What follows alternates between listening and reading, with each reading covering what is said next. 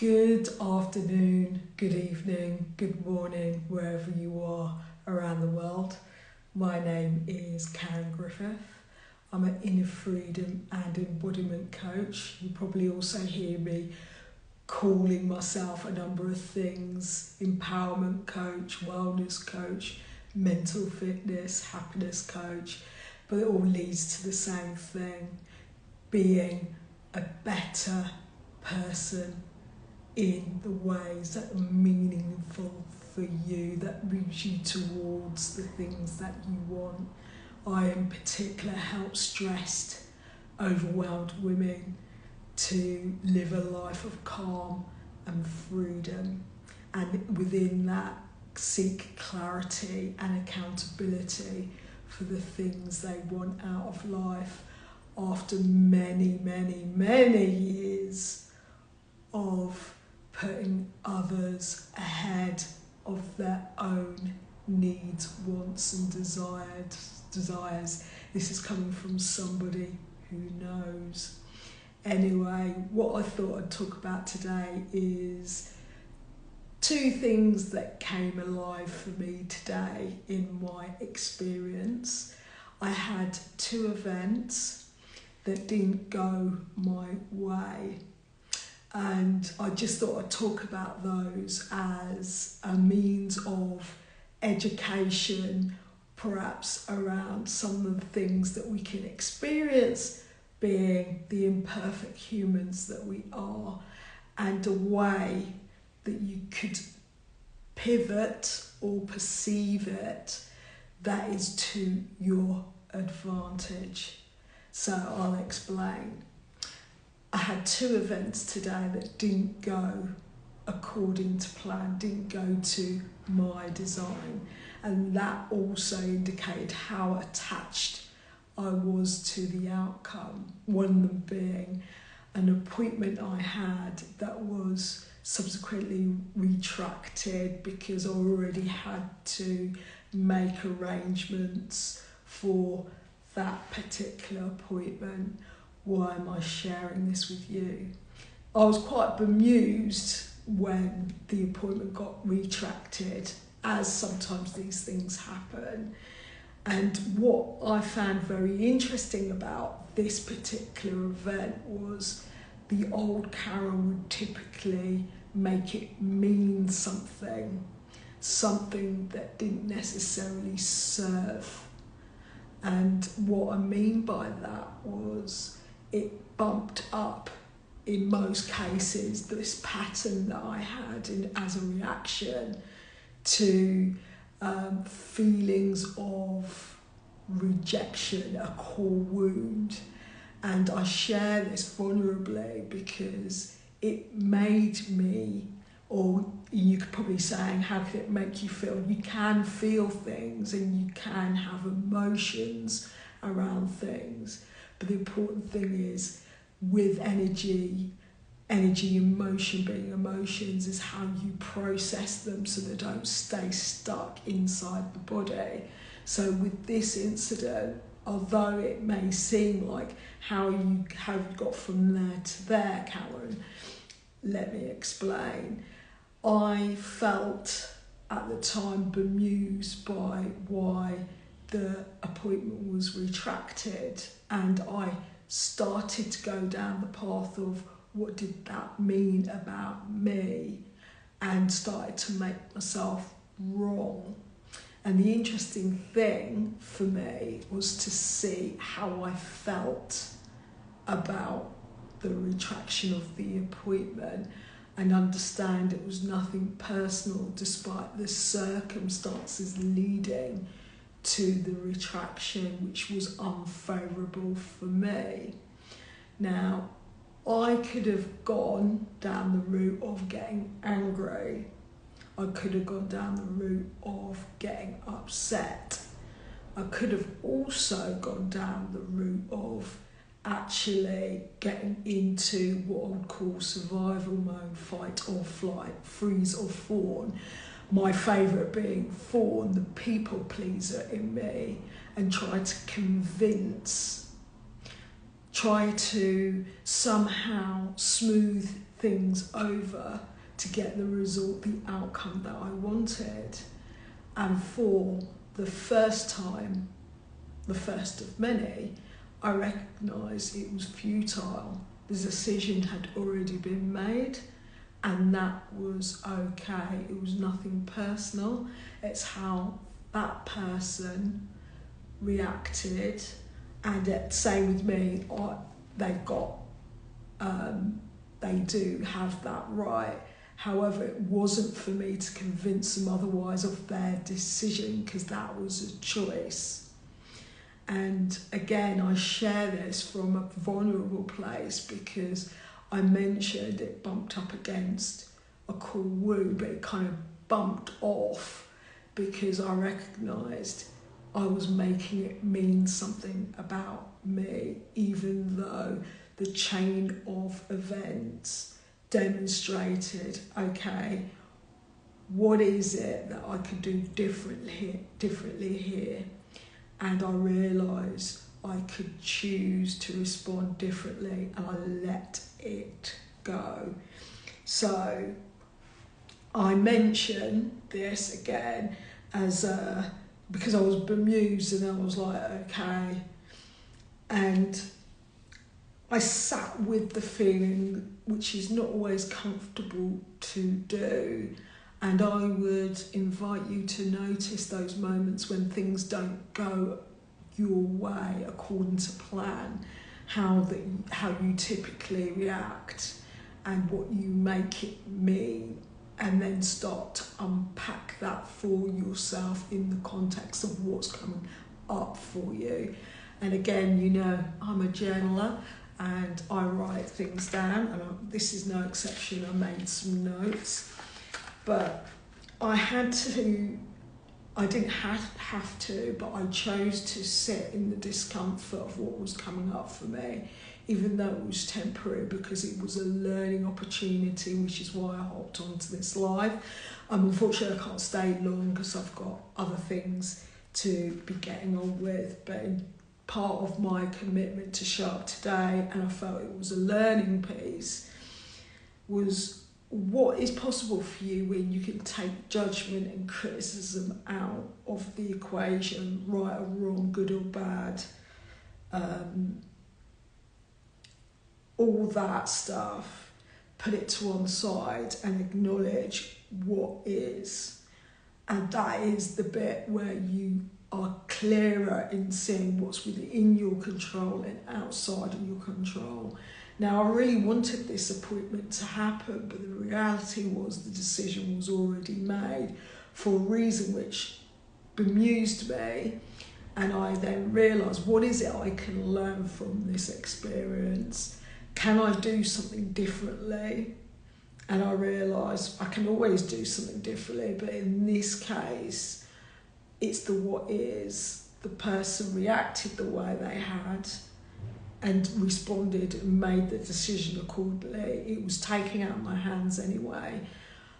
The person that I would have been, the fauna, would have tried to somehow fix it, and I realised there was nothing to fix. It was outside of my control, and that is where my energy is better placed, the things that are within my control, and that is how I react, how I respond, the things going on inside of me, that has an impact on what happens on my outer world. So I share again because it gives you a sense of the humanness of the experiences that we have, and it's not always good. But don't you think it's ironic how the feelings we have, we embrace feelings that are positive, the ones that inspire us, to motivate us, get us excited, even activated in some ways positively. But what about the negative emotions, the ones that actually can cause us discomfort to the degree that they can cause us pain, and how we can push those down, push them away, suppress them, stop them from coming up for us, which I wasn't prepared to do in this case, because I felt there was something for me to learn. And that is true. And I would invite you, if something's coming up for you in your experience that is undesirable, that's causing you negative feelings, which impacts your emotions, especially if you keep on going into story and thinking about it and making it mean something that may not necessarily be true, is just to sit with it.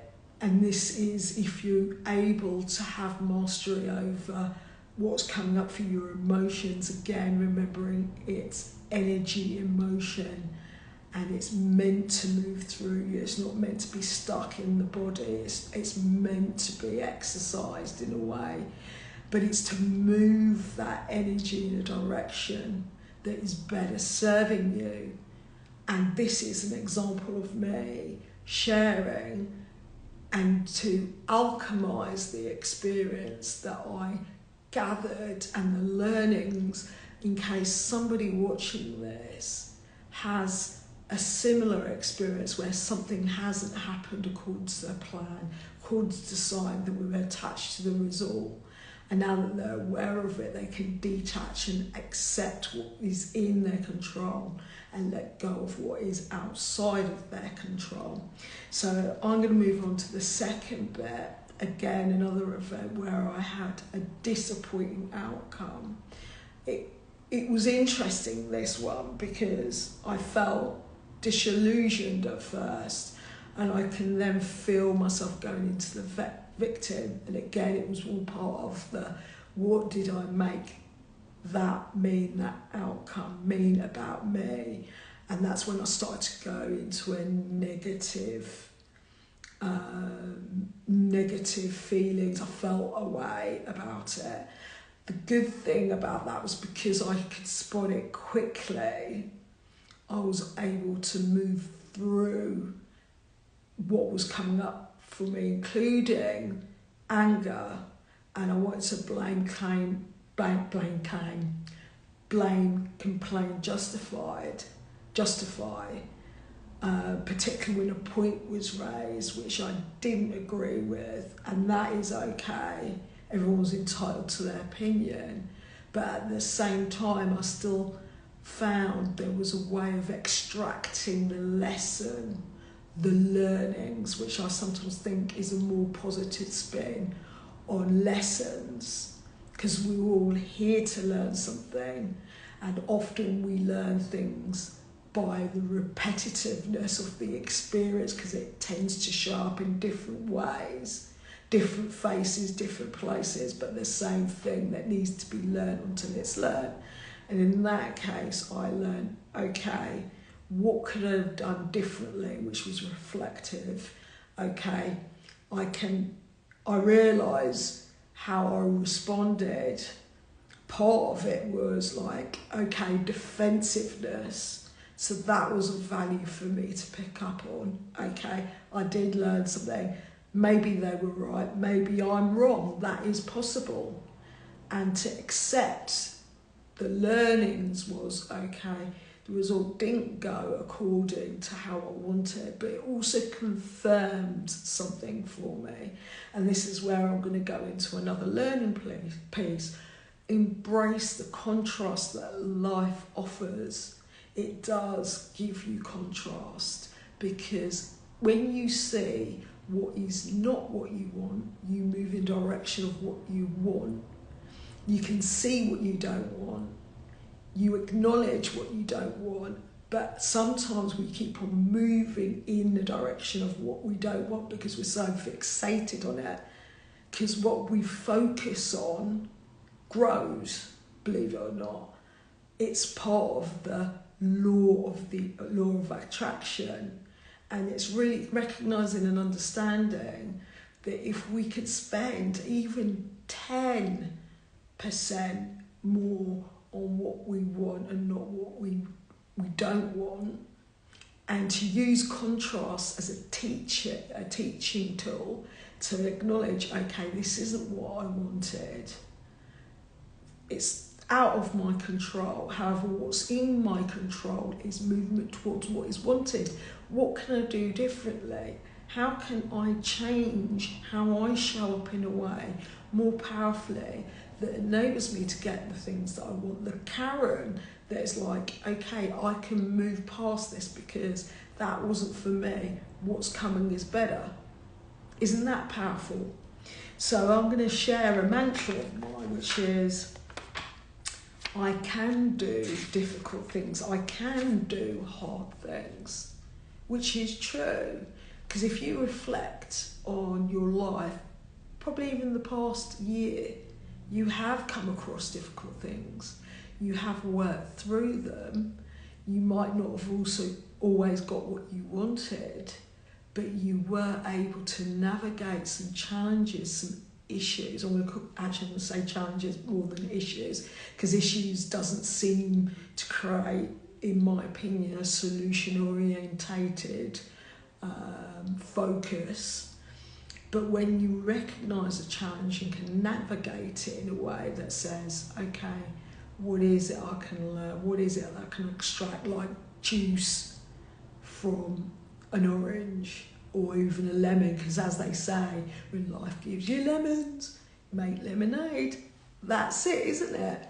And again, I share because it's very easy for me to get negative, like it is for you to get negative, and that's okay, as long as you don't languish there. So the invitation again, and it works much better when you've got more mastery over your emotions, if you can sit with and identify what that emotion or emotions is, knowing they're transient, knowing they're fleeting, and also that they can move through you to choose differently, choose maybe a different decision. And a little tool I will share with you is just to slow down the tempo of anything you do, and notice what you notice in your experience. And for me, those two events solidified that where I was much better placed to accept what was going on and actually not allow it to cause me to have a much of an impact on this as a setback. It was actually confirmation, it was actually confirming, it was actually contrast, and it actually ended up motivating me because I realised that's not what I want. I can spend less time on that and I can focus on what mattered, and here I am on this life. So an invitation again I'm going to share is, I accept all that is to be human. I can do heavy, difficult or hard things. I'm always moving in the direction of what I want. So, is there any tips, Karen? I've talked around the houses. Sometimes I do, sometimes I don't. Sometimes I'm on point. Sometimes but to bring it back on track is to encourage you not to suppress the negatives. It's not toxic positivity. I know I hear that a lot, but just to consider what can be positive, what lesson can be learned or learnings be gathered, and use it as a means to reframe, particularly if you made it mean something about you, in which case you're making yourself wrong. You're focusing on what can be controlled. You. Uncover any stories beneath the surface. What's that mean? What did you make it mean? The experience. What did you learn? If you took it to a place where I'm not good enough, I'm not worthy enough, I don't deserve, that's not available for me, then I would suggest there's a story playing out. And to look at it as a choice, an opportunity to choose differently, to slow down, to embrace the contrast that this offers us, what life offers us, contrast. Think of it like a buffet. I think that's the best analogy. You're not going to eat everything off the table. Sometimes we take a nibble of a thing and we say, oh, that's nice, try a little bit more. And then sometimes we have too much and it's like, oh, I feel sick. Pull it back. Then we try something, oh, I need to stop that, not working for me. And then there's the things that I already know I enjoy this. How can I optimise it? How can I amplify it? How can I enjoy it that bit more? Maybe 1% more. What can I add that's already aligned with that piece that, you know, on the buffet table, I love prawns, so I'll have Thousand Islands dressing, for example. That amplifies the flavour for me of the prawn.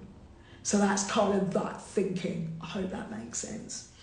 Okay, so I'm also going to go back to the resource I recommended. Can't help but recommend it again, Outwitting the Devil by Napoleon Hill, the writer of Think and Grow Rich. Admittedly, that book didn't do it for me. Outwitting the Devil definitely did. Now, what I would suggest is reading that book because it's about distractions. And that goes on to a last point which I'll touch on.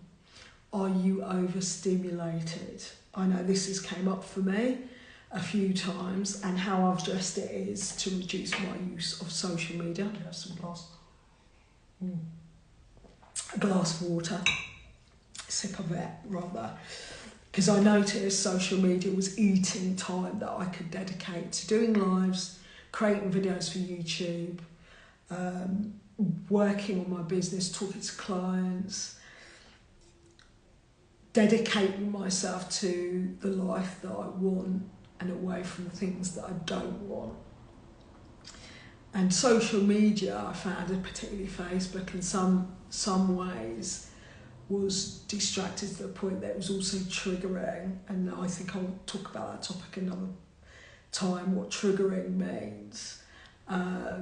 And basically it's like when something goes off inside of you, an experience that's caused you some real discomfort, and it's usually triggered by something, what somebody said, what you've seen, what you've heard, what was said to you, what you read somewhere, all that stuff. So to notice when those things are happening to you and how you can not use it as an avoidance, I wouldn't suggest that at all, because actually that takes you out of the human experience, because you're not, it's a way of controlling, but it's not how life will work. You still come up against the trigger in some shape or form. So the invitation is to lean into it rather than away from it, push it away, deny it's there. I'm going to talk about this topic another time because it is a small piece, but a big piece in a bigger piece of the jigsaw puzzle.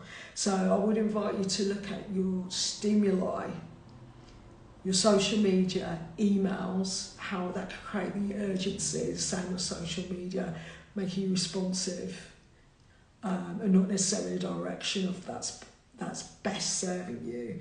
And your phone as well. I'll give you a tip here again. One of the things I've done for a while is to have my phone in the other room, and that includes putting the alarm on. And the reason why I do that is because I soon learned one of the first things I was doing was get on the phone and get on emails. Nothing's that important, trust me, but yet there's so many of us that are responding to outside stimulation instead of reacting to the stimulation inside of us, the intuition, the intuitive hit, the gut, the downloads, as some call it. Okay, so what did I talk about today? 2 events that didn't serve me, and I saw them as setbacks. So it was how I reframed, extract the lessons, sat with the feeling, the emotions that came up for me and then to process them out and emotionally. So it's, again, feelings. There's a big difference between feelings and what you act on. So knowing if you sit with it and slowing it down can stop the reactivity, which sometimes causes you to be impulsive, and to make a decision from that place, which is often fear-based, that's not serving you. So I spoke a bit about that, taking the judgment out.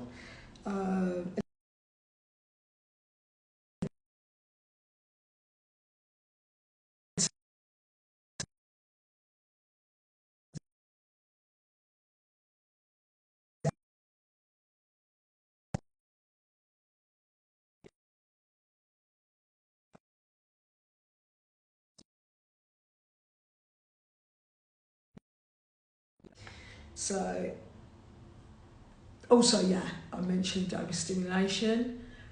Your relationship to your social media, phone, emails, and to read the book again, Outwitting the Devil, because it talks about distractions a lot and how it moves you away from your purpose instead of towards it, what you're here to do, how to embrace the life, the gift that you have every day that you wake up. Thank you for watching. Thank you for listening. I hope you got value. If anything resonated, I hope that you put into action or integrate in some way if you're already doing the things that I've suggested, some of the quick tips that I was able to share. I also invite you to celebrate a win from last week. That's something that I do on a regular basis. What's the one thing that you can celebrate? Even something negative, like I'm celebrating myself for not reacting in the old ways that Karen used to react that didn't serve her. That's a celebration in itself. How am I going to celebrate? Treat myself kindly, I think. So again, thank you. Do comment, like, share. Please share with anybody that you feel it could support. Also, if you fancy having a talk, if there's something you want to go deeper on, or you would like a better understanding, feel free to message me or book a consult. I'll be happy to have a conversation with you and see what's there so that we can get to a personalised conversation about what's coming up for you. We're all unique, and something may have landed for you in a different way or landed for you or confirmed what you already know. I like to think that what I share here is truth. I don't share what's popular. I share what is true and right, and also what I've learned in my experience and my time. So good to see you. Thank you for joining, and I hope to see you again next week. Take care.